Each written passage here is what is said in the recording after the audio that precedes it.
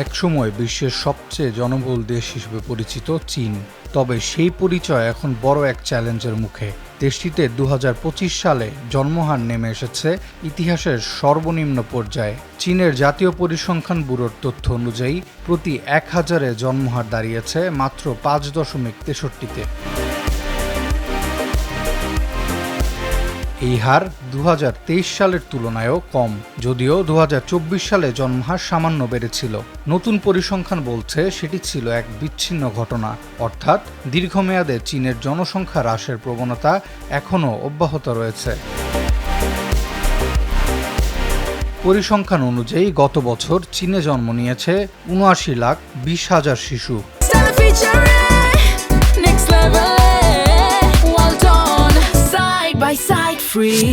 একই সময়ে দেশটিতে মারা গেছেন 1,13,10,000 মানুষ। ফলে এক বছরের ব্যবধানে চীনের মোট জনসংখ্যা কমেছে প্রায় 39 লাখ। এর মধ্য দিয়ে টানা চতুর্থ বছরের মতো জনসংখ্যা হ্রাসের রেকর্ড তৈরি হলো।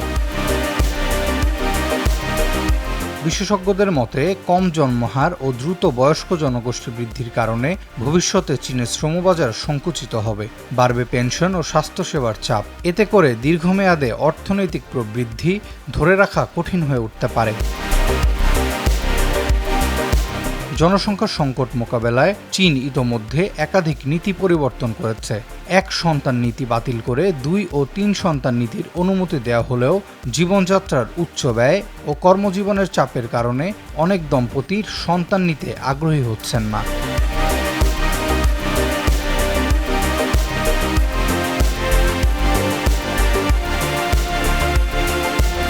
তবে জনসংখ্যা কমলেও অর্থনীতিতে কিছুটা স্বস্তির ইঙ্গিত মিলেছে। 2025 সালে চীনের অর্থনীতি 5% হারে বৃদ্ধি পেয়েছে, যা সরকারের নির্ধারিত লক্ষ্যমাত্রার সঙ্গে সামঞ্জস্যপূর্ণ।